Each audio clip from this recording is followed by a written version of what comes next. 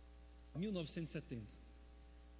E aí houve as rejeições das confederações da Ásia, ninguém queria aceitar Israel, até porque quase todo aquele povo ao redor de Israel é tudo contra Israel, né? Então não queriam aceitar.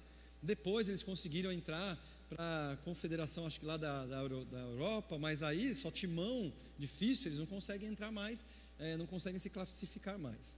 Mas o povo de Israel, eles amam a Copa do Mundo, eles amam estar participando da Copa do Mundo, sabia disso?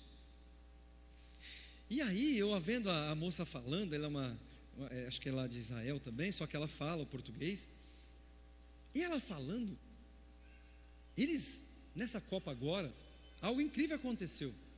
O Catar, vocês sabem que proíbem judeus ali, eles não aceitam, mas eles abriram exceção por causa da Copa, e entrou-se judeus ali no Catar, e foi em torno de mais ou menos, eles falando lá, conta de mais ou menos 20 mil torcedores que estavam lá no Catar, torcendo. Eles amam o jogo, eles amam o futebol. E aí algo que me chamou a atenção foi algo que essa moça falou. Eu quero que vocês vejam esse trechinho. Isso mexeu comigo, porque mexe com a nossa nação. Põe aí, Laurinha, por favor. Os israelenses, sim, estão acompanhando de perto, tanto pelo futebol e como pela política. E eu quero que vocês saibam que aqui eles torcem para esteja competindo. Os israelenses, sim, estão acompanhando de perto, tanto pelo futebol e como pela política. E eu quero que vocês saibam que aqui eles torcem para vários países do mundo, mas boa parte dos Brasil e também pelo futebol brasileiro. לפחות עוד פעם אחת גדולה. אפשר לסעוד!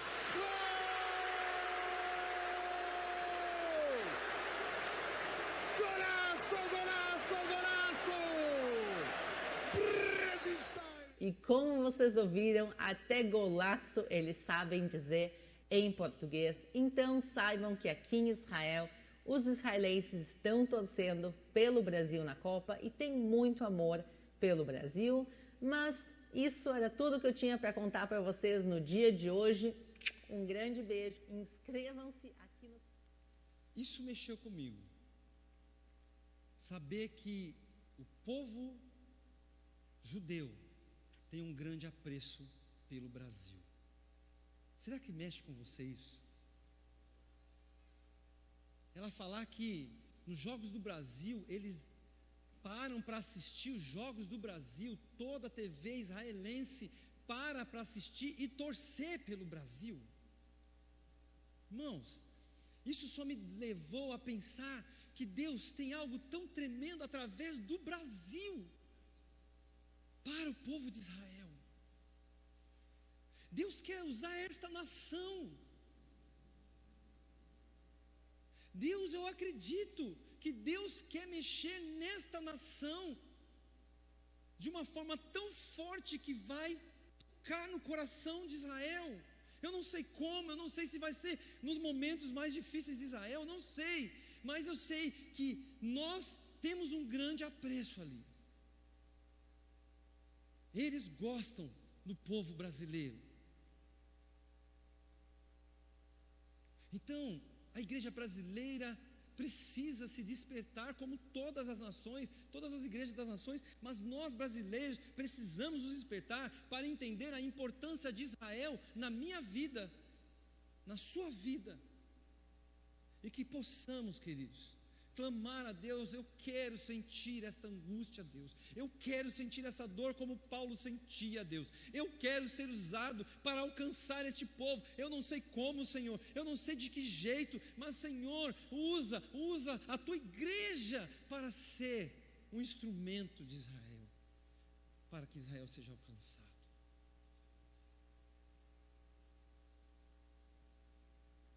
Amados, talvez você fale, poxa, mas falar sobre Israel, podíamos trazer uma palavra diferente, mas irmãos, nós precisamos entender a importância disso. Nós temos visto que os fins dos tempos estão se aproximando, sim. Nós temos vivido a casa do oleiro, e não é por acaso que nós estamos vivendo a casa do oleiro. A casa do oleiro é um momento de que você vive mais aliançado, de que você vive ali mais intimidade, de que você conhece o seu irmão mais, sim, mas é uma das coisas aonde vai facilitar o momento de perseguição. E se essa perseguição começar quando a igreja se levantar a favor de Israel? Se a igreja começar a se levantar falando, nós vamos ajudar Israel, nós vamos acolher pessoas, não sei como vai ser isso, mas imagina, nós não vamos poder acolhê-los aqui nesse salão. Está dando para entender a importância, irmãos, disso? A importância de vivermos uma comunidade onde entendemos a aliança, onde temos que priorizar esses tempos nas casas, as igrejas nas casas, porque, queridos, entenda, é sério, vamos viver um tempo que isso aqui não vai existir mais. Mas você está falando isso aí, mas a Bíblia fala que as portas do inferno não vão prevalecer contra a igreja. A igreja é essas 4 paredes? Então, a igreja vai continuar, mas muito provável que não vai ser assim. Eu não vou ter essa liberdade de estar aqui pregando com o microfone sendo lançado no YouTube, não vou ter essa liberdade, eu vou ter que fazer escondido. E muito mais quando Israel começar a ser perseguido, e se a igreja começar a dizer, nós estamos a favor de Israel, nós vamos lutar com Israel, nós vamos ajudar Israel, aí vocês vão ver.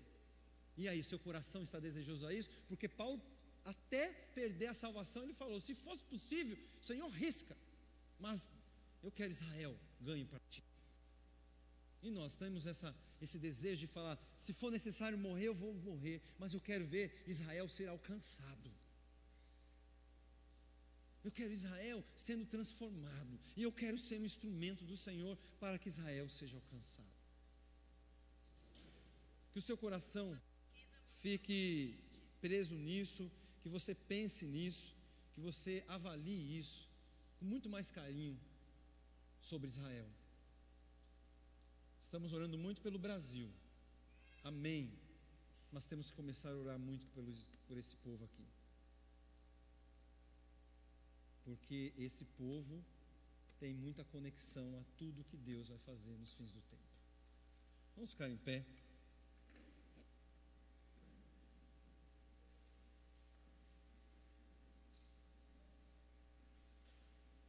Você agora feche seus olhos. Eu não sei até que ponto você conseguiu entender. Eu peço a Deus e o Espírito Santo que realmente tenha aberto a tua mente para isso,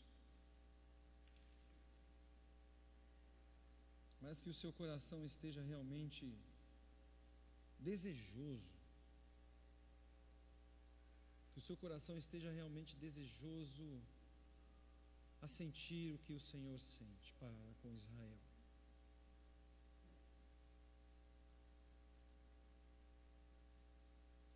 Que você comece a pedir ao Senhor, Pai, cria em mim um coração ardente por Israel.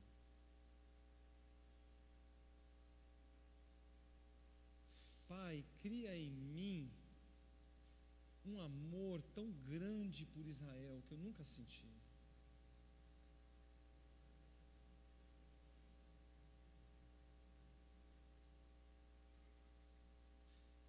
A angústia do coração de Paulo era essa, a angústia do coração de Paulo era o que o Senhor estava sentindo, irmãos.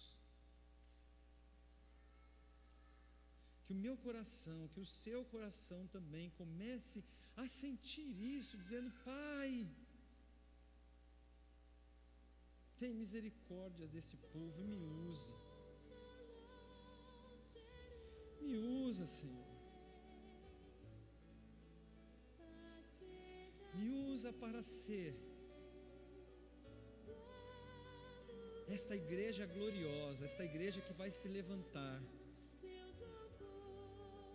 e que vai causar ciúmes em Israel, que vai impactar o coração de Israel, ao ponto da igreja de Israel se entregar a Jesus.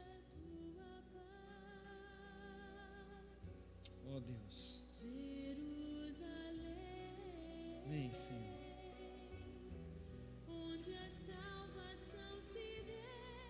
Toca, Senhor, em nossas vidas, nossos corações. Deus, olhe para Israel, continue olhando para este povo. Senhor, faça a tua obra em Israel. Senhor, venha tocar no coração daquele povo. E se preciso for, ó Deus, que possamos ser instrumentos do Senhor para cuidar, para ajudar, para impactar este povo. Eu não sei de que forma, Senhor, mas que possamos causar ciúmes neste povo. Que eles possam olhar a nação brasileira, que é uma nação que eles gostam. Que eles possam olhar esta nação e eles olhem dentro dessa nação uma igreja gloriosa, uma igreja apaixonada, uma igreja que ama Jesus, e eles possam ser impactados e querer conhecer esse Jesus que esta igreja gloriosa prega. Oh Deus, então que a começar de mim, a começar desses nossos irmãos aqui nesta noite, até mesmo aqueles que estão nos assistindo, Deus, que o nosso coração seja o teu coração, que nosso amor por Israel queime, como o Senhor, ó Deus, sente também por Israel. Então vem, Deus, venha a mudar a cultura da igreja brasileira. Venha mudar a cultura da igreja brasileira, a ver e a enxergar Israel como um povo escolhido e que precisa do teu amor, que precisa da salvação. Então vem, Senhor, vem queimar em nosso coração. Vem, Senhor. Vem, Senhor, venha sobre Israel. Venha sobre Israel. Comece a clamar agora por Israel, queridos. Comece a clamar por este povo. Comece a clamar por Israel. Oh Deus, que a tua paz seja alcançada ali. Vem, Senhor. Vem, Senhor, vem, Senhor. Em nome de Jesus, Pai. Em nome de Jesus. É a oração que nós te pedimos, Pai. E nós te agradecemos em nome de Jesus. Amém e amém. Deus abençoe a sua vida, meus irmãos. Que você tenha uma semana abençoada. E que você lembre de Israel nas suas orações. Fala, família. Sim, vamos orar. Que você realmente tenha esse coração desejoso por Israel. Em nome de Jesus. Vem aqui, irmã Maria, vamos orar pela senhora. A Maria vai fazer uma cirurgia.